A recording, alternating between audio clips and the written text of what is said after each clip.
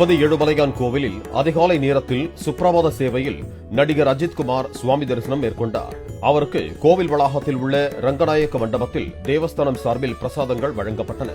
கோவிலுக்கு செல்லும் வழியில் வரிசையில் நின்றிருந்த பக்தர்கள் அஜித்தை பார்த்ததும் தல தல என கூச்சலிட்ட நிலையில் இது கோவில், அவ்வாறு கூச்சலிடக்கூடாது என அவர் செய்கை செய்தார்.